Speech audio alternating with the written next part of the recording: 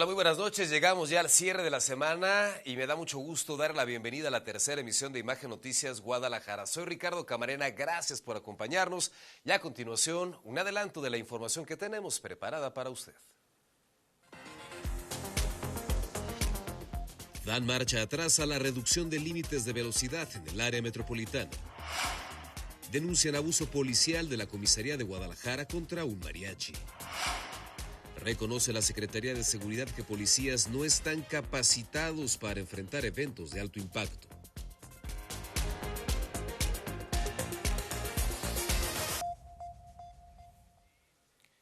Históricamente, la confianza que tiene la ciudadanía en las policías municipales es de las más bajas entre las corporaciones de seguridad en el país. 7 de cada 10 desconfía de ellas, de acuerdo con datos del INEGI. Y esta desconfianza es alimentada por casos de corrupción, de abusos y de excesos. De hecho, policías como las de Guadalajara y Zapopan figuran entre las más señaladas ante la Comisión Estatal de Derechos Humanos aquí en Jalisco. Y cómo no, si elementos de estas corporaciones incurren en abusos como el que le presentamos esta noche. Interfiriendo y no es cosa contigo, escúchame, permíteme tu explicación o permíteme también para acá. No, permítame, estoy hablando bien, no estoy actuando mal, ¿cómo no?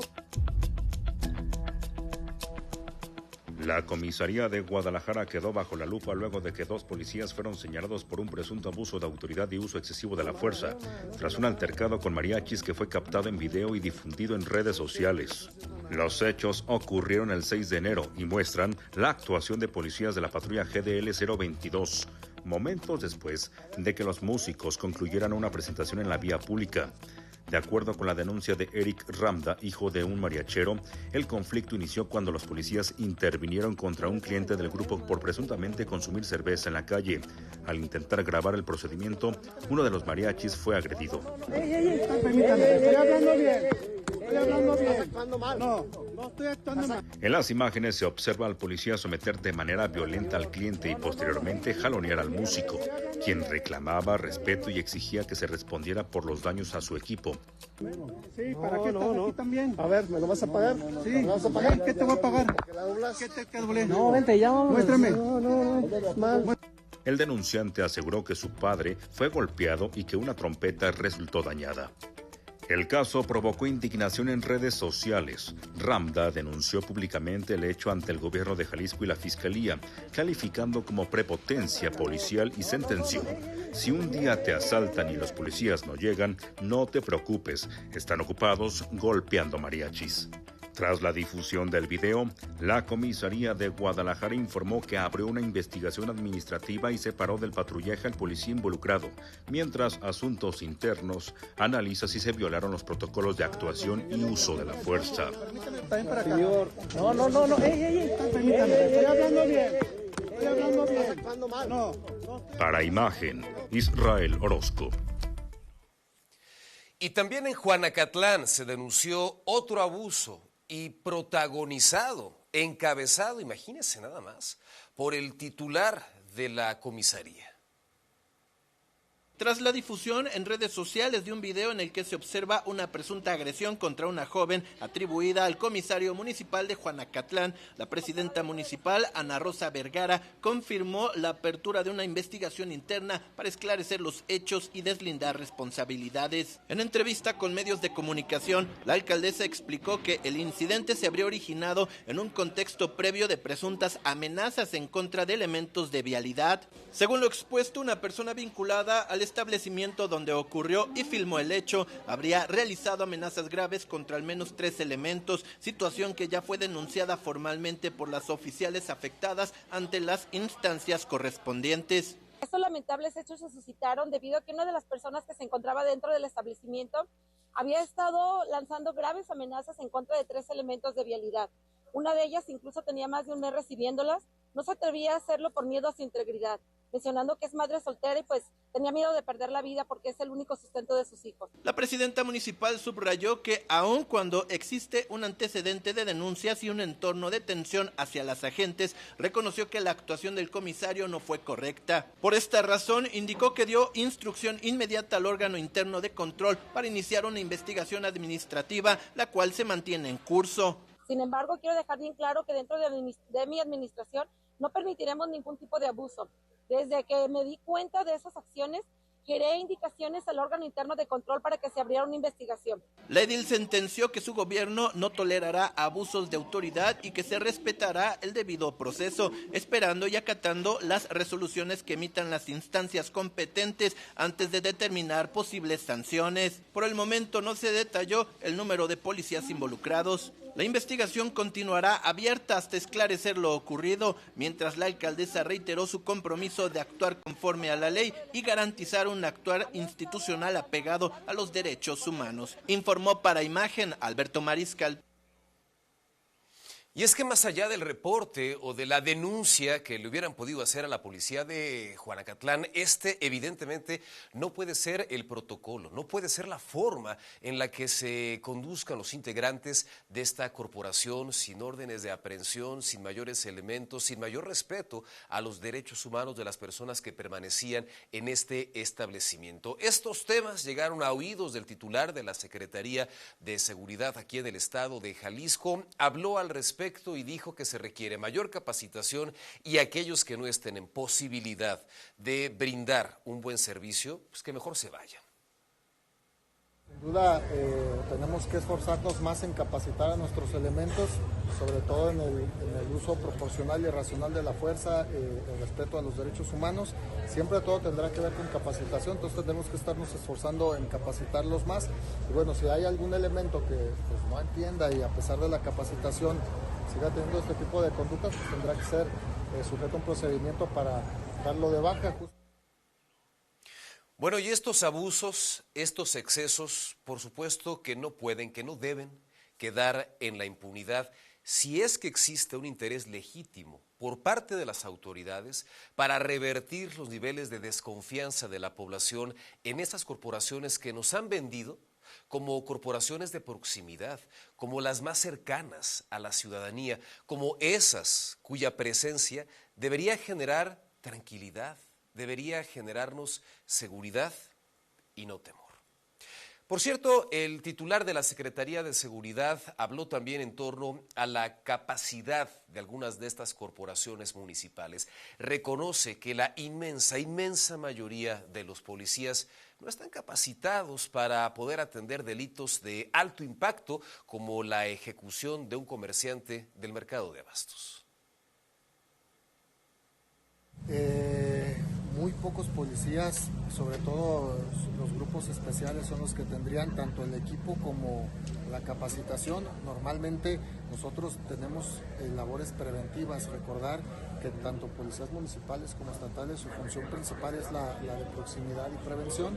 Entonces el 70-80% de la capacitación va enfocada a eso, y capacitación especializante en tema de emboscadas, enfrentamientos, combate urbano, explosivos, ya son solo ciertos grupos muy seleccionados.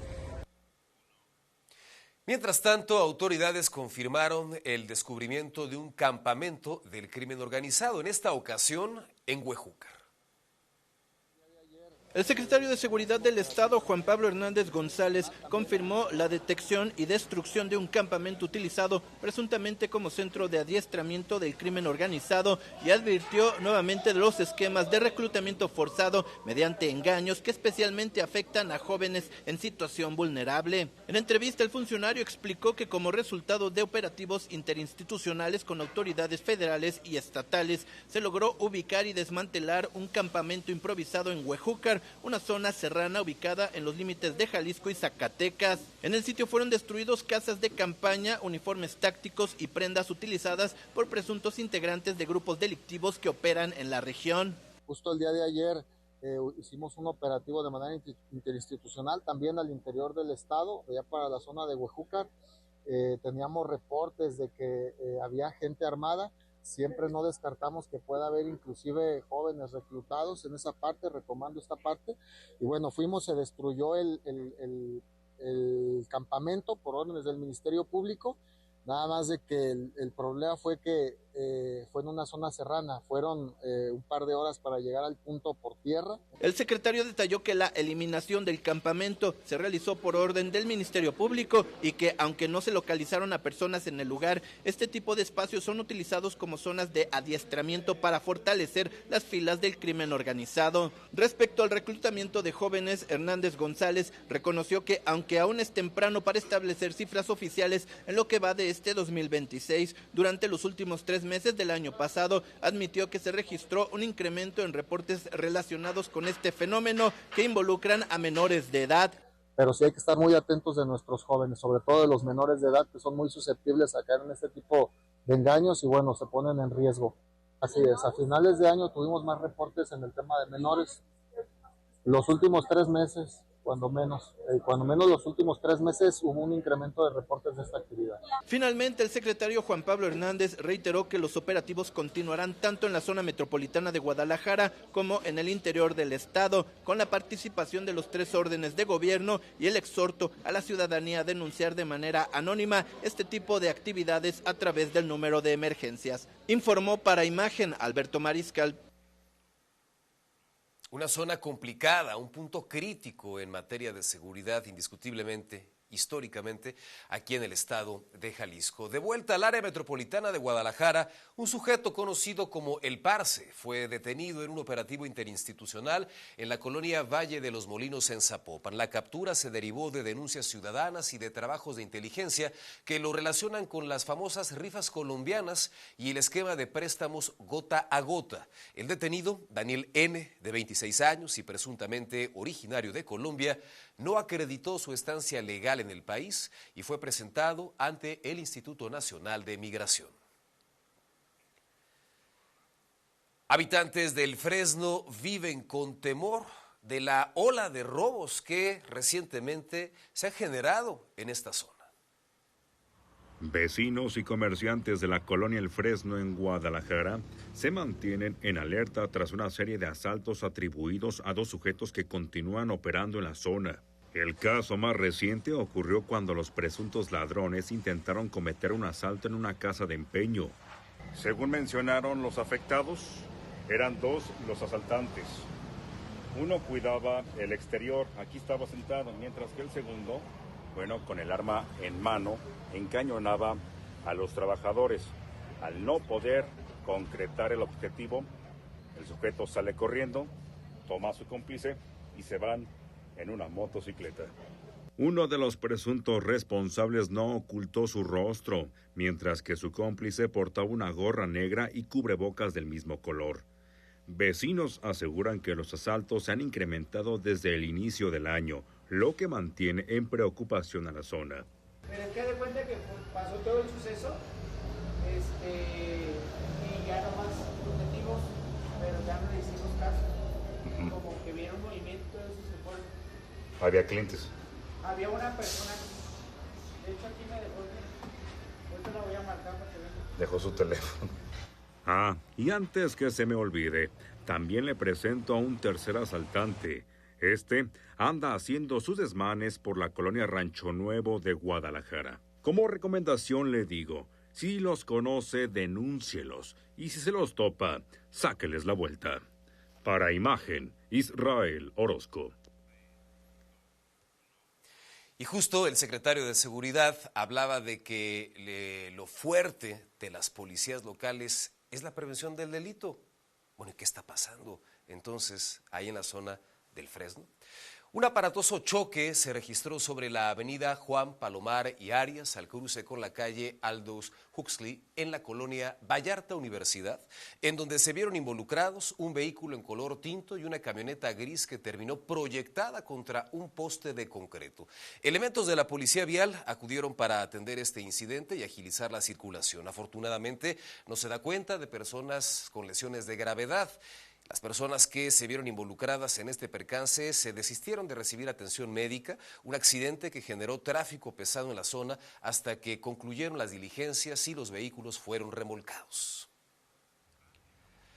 Un motociclista resultó gravemente lesionado tras ser atropellado en el paso a desnivel de la avenida Vallarta al cruce con la avenida Patria en sentido de poniente a oriente. La víctima, un trabajador de más o menos 40 años, se desplazaba en esta motocicleta de una empresa refresquera. A pesar de que este hombre portaba su casco, presentó un traumatismo cráneoencefálico severo. Paramédicos acudieron para brindarle atención prehospitalaria y lo trasladaron grave a urgencias del hospital más cercano. El causante quedó en calidad de retenido. Bueno, y hablando de lo que ocurre en las calles de la ciudad 2 semanas tarde, pero finalmente el gobernador de Jalisco, Pablo Lemus, se enteró de que habían reducido los límites de velocidad en algunas de las vialidades de la ciudad. Se enteró y no le gustó. No le gustó que no le avisaran, no le gustó que no le preguntaran, que no pidieran su autorización como si estuviera pintado. Y como nadie le avisó de este cambio, así como tampoco le avisaron cuando pretendían cerrar la circulación de la glorieta de la Minerva antes de vacaciones, pues dijo que no, que se cancela la reducción de los límites de velocidad y que el responsable de esta decisión podría hasta perder su trabajo. Esta mañana tuve comunicación con la MIN para decirles que esa determinación que habían tomado va para atrás. A mí nadie me la consultó. Esto afecta gravemente a la ciudadanía y a la movilidad y por lo tanto queda completamente cancelada. Si algún ciudadano fue afectado con alguna fotomulta durante estos días que se cometió este gravísimo error, va a ser completamente cancelada. No vamos a afectar ni a la ciudadanía ni a la movilidad y por lo tanto esa decisión que nunca me consultaron va para atrás. ¿Será destituido entonces el funcionario? Lo voy a revisar, es muy probable que sí. Y estrategia o no, lo cierto es que cuando en el gobierno del estado se toma una decisión, se ejecuta y luego el gobernador tiene que dar marcha atrás. O cuando el gobernador hace una declaración y luego su equipo es el que tiene que salir a corregir, queda en el aire la percepción de que hay un problema serio, interno, de comunicación y de coordinación. Y el gran perdedor termina siendo el propio gobernador. Por cierto, Pablo Lemus Navarro retomó este tema que se había planteado hace algunas semanas, el de los posibles cambios en su gabinete, cambios que no se han concretado. Lemus Navarro dijo que estos movimientos dependen de algunas circunstancias. Necesito tener en consideración algunas decisiones que vienen en los próximos días, para poder anunciar ya el paquete de modificaciones que vamos a tener dentro del gabinete estatal. Estoy contemplando, cuando menos estoy contemplando 5 cambios importantes, pero necesito primero ver qué es lo que sucede con otras determinaciones que se van a tomar tanto a niveles municipales, que estoy platicando con los presidentes municipales, con el gobierno federal, y también con el Poder Legislativo del Estado. El gobernador del estado también platicó acerca del planteamiento que le hicieron integrantes de la Federación de Estudiantes Universitarios con relación al incremento a la tarifa del transporte público. El gobernador dijo que está abierto al diálogo, que está dispuesto a escuchar y a analizar las propuestas que la FEU le ha planteado desde hace ya algunos días, pero estaba de vacaciones. Yo creo que Jalisco bien merece un diálogo respetuoso y abierto y que encontremos soluciones para poder apoyar a las y los estudiantes, porque lo que la FEU quiere es lo mismo que quiere el gobierno del estado de Jalisco, apoyar a los estudiantes, no solamente de la FEU, de todas las universidades públicas o privadas de Jalisco, todas, porque eso sí, lo que tenemos que ver es por todos los estudiantes, ¿no? Y hablemos ahora de las fugas de agua aquí en el área metropolitana. No cesan.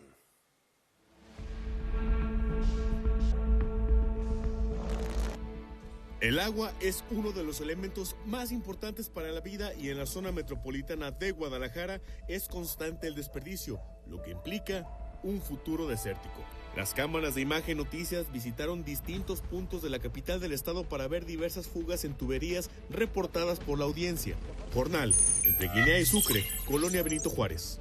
esta calle tiene una extensión de 2 cuadras y es a la mitad del punto referido en donde nace la fuga de agua limpia. Lleva desde antes de Navidad y los vecinos ya la reportaron. Uno de ellos mencionó que solo fue una persona del CIAPA a verificar.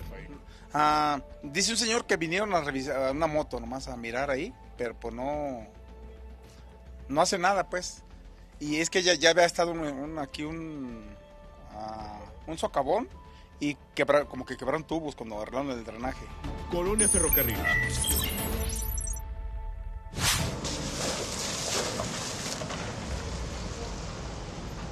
Vean nada más las maniobras que tienen que hacer los vehículos que vienen por Gobernador Curiel, aquí donde se junta con la calle 12 en la Colonia Ferrocarril, para evitar caer en estos hoyancos.